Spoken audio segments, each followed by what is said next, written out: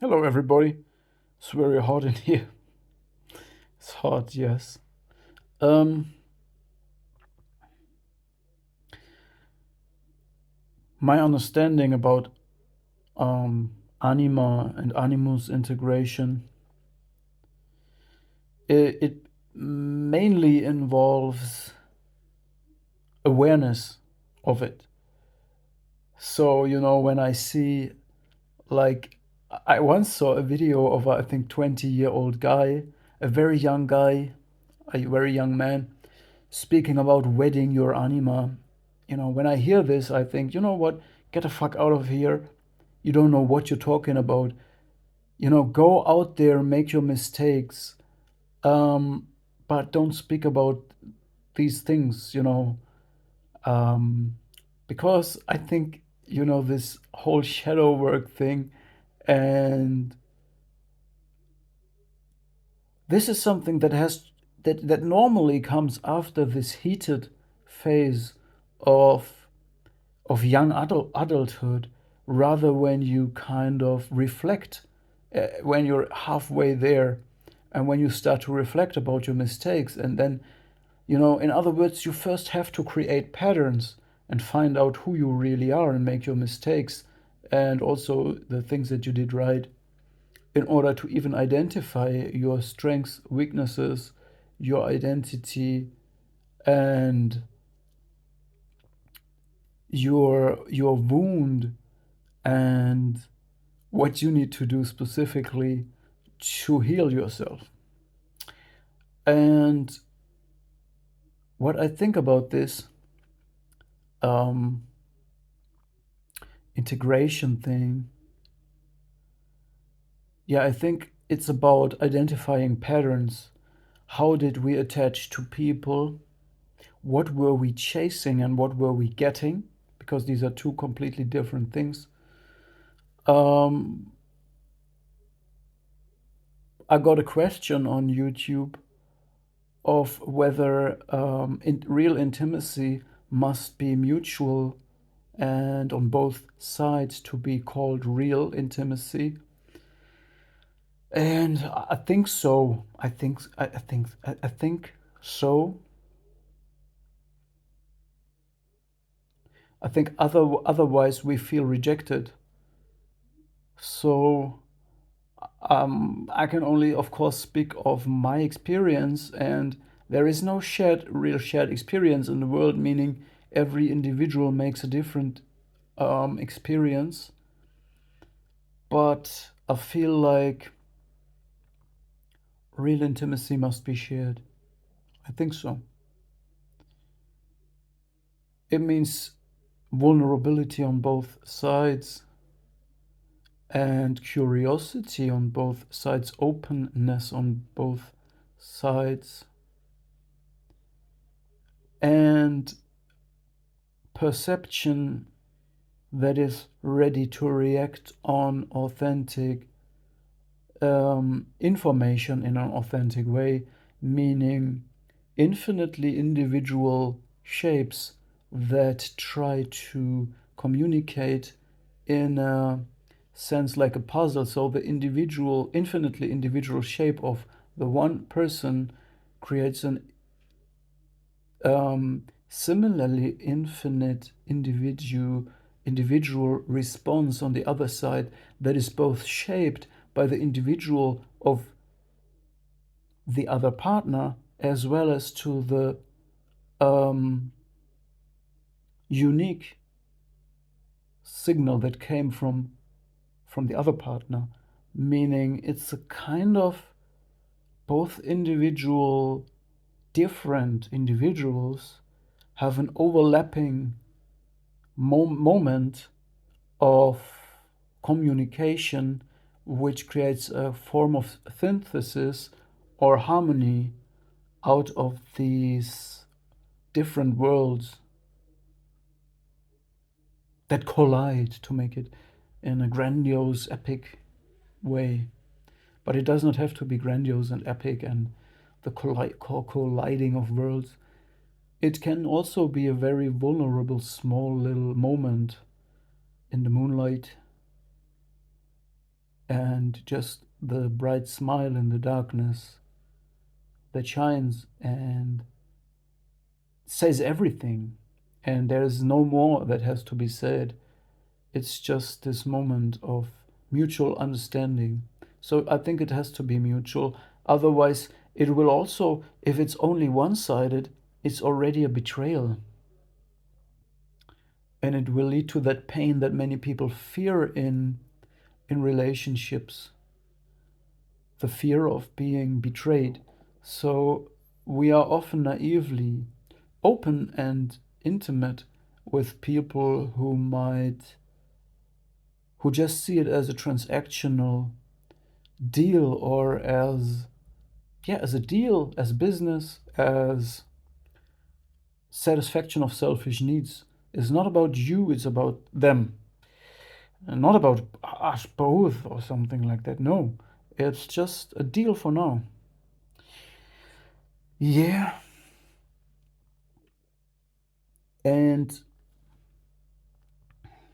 there was more that I wanted to say about it.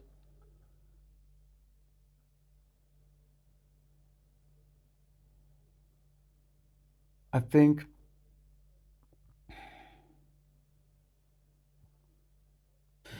I think it's about, in terms of the anima, if we think about a woman and the shadow side, a woman needs to be able to have her own domain, her feminine domain, like the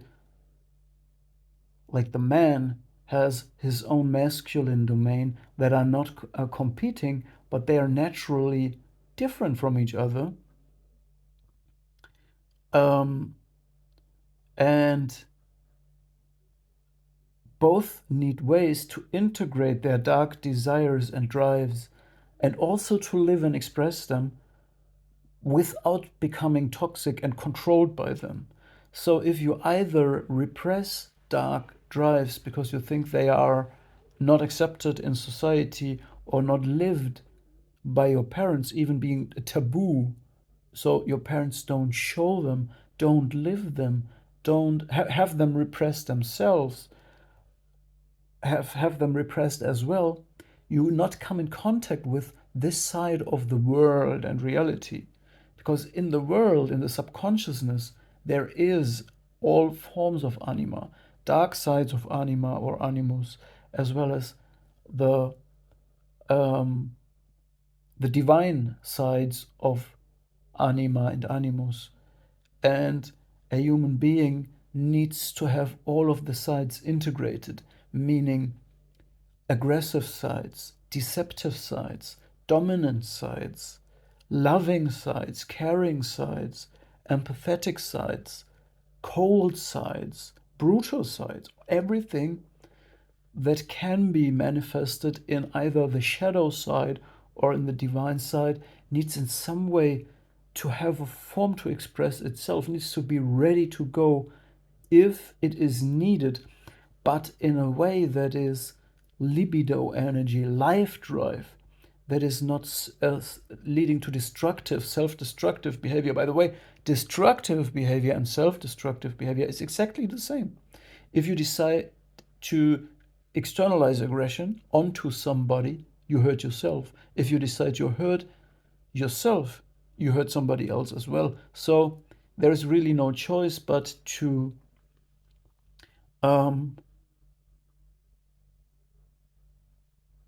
to live with the reality of it without making a taboo, without repressing it, but finding ways to express it in a way that is not harmful for you and your loved ones.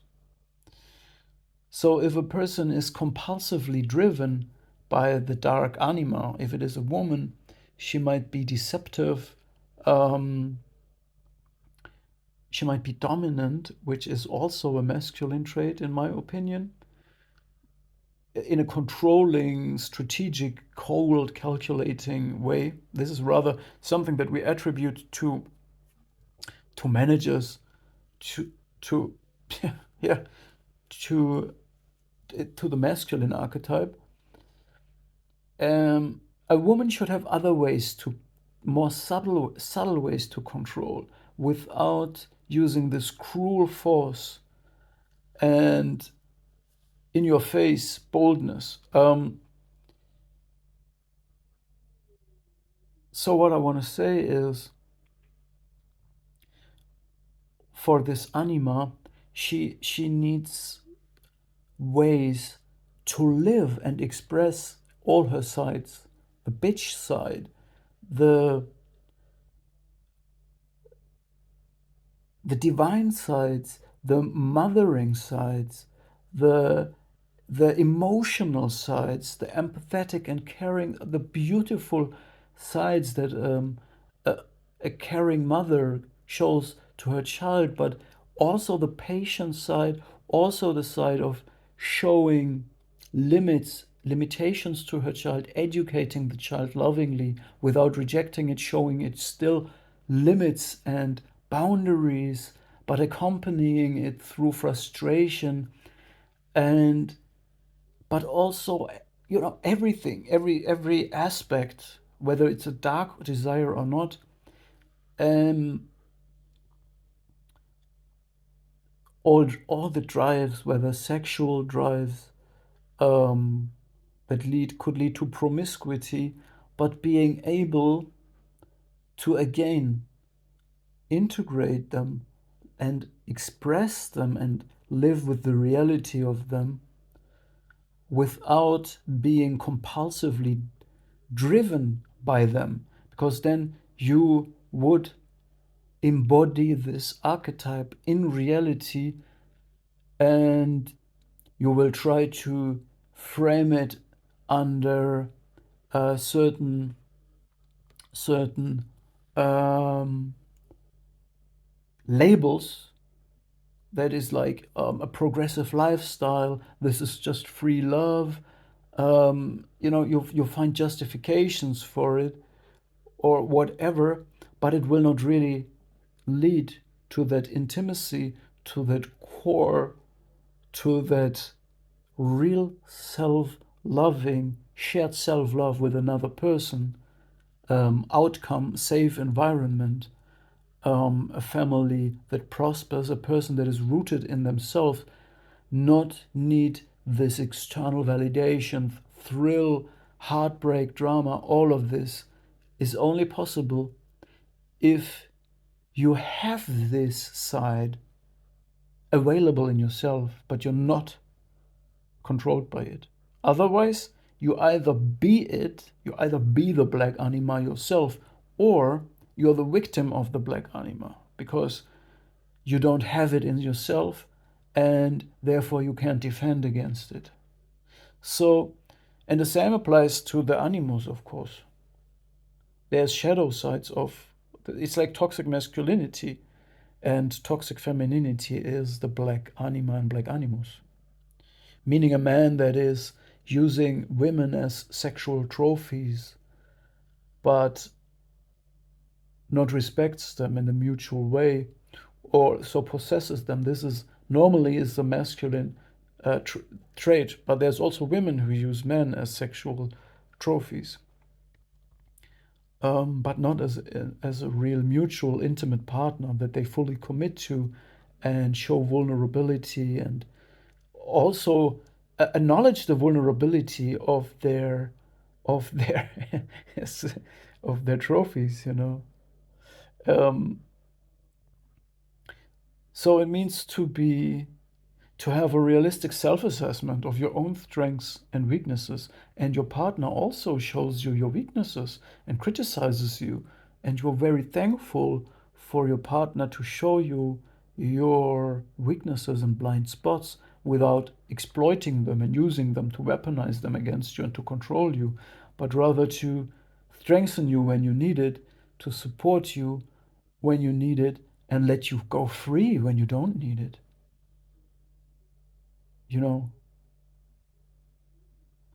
so this is what I would call two people who know what self-love is and who practice self-love, meaning they are self-sufficient, but this this knowledge of self-love and own boundaries and a hygienic way of all of this creates the opportunity to go beyond it and share a relationship that is not this strange, parentified, narcissistic, autoerotic, or possessive, controlling kind of relationship. None of that.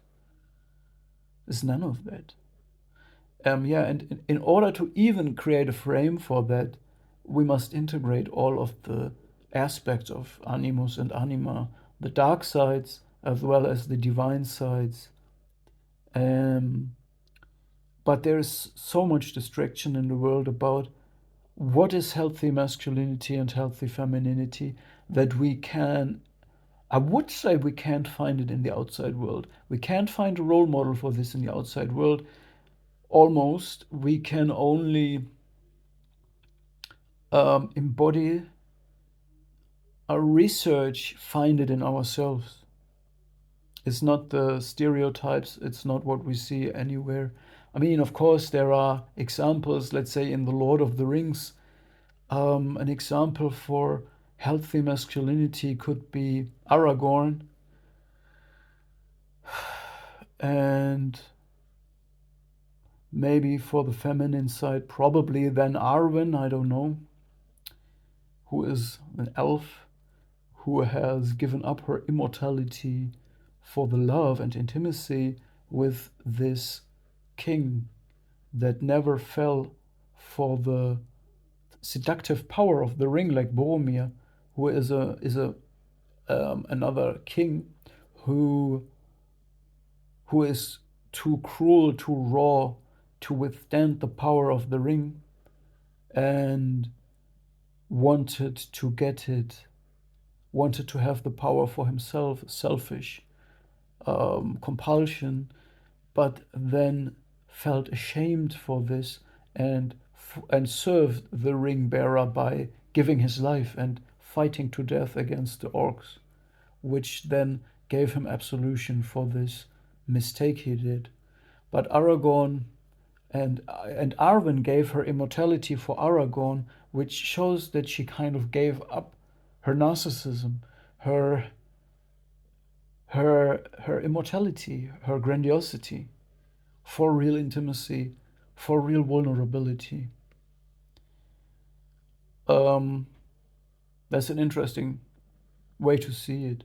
Yeah, this is just my thought on this integration. It's not this grandiose thing that's uh, uh, some guys on YouTube will say, "Wait your anima." Um, no, it's just awareness for the full circle of anima archetypes. And by the way, one problem of many women um, who are shaped by Christian culture is that in Christian tradition we don't have many examples for shadow anima types to identify with. Therefore, this is a taboo. This is something that everybody represses or is controlled by. Because in the Christian tradition, we don't have many archetypes. We only have the purified Maria archetype from the Bible. And we don't have many diverse other figures. So we must look in other mythical traditions to find them. And there's also the alchemical aspect of it to transform the the darker anima and animus types into the divine sides, like transforming the black color into gold, or something that is of lesser worth, the black color into gold in alchemy, transforming something into gold, into the philosopher's stone, which is an alchemical process of transformation. So it's about being aware of all of this and controlling it instead of being controlled by it, either by embodying it oneself. If you embody it yourself because it controls you, is one option. The other option is you repress it and it controls you via another external person. Both is a reason that you don't have it integrated, and you can only be free and express yourself authentically when you have managed to integrate all these parts in yourself. You have them available to express yourself. And this enables you to also practice real self love, which again enables you to love somebody really.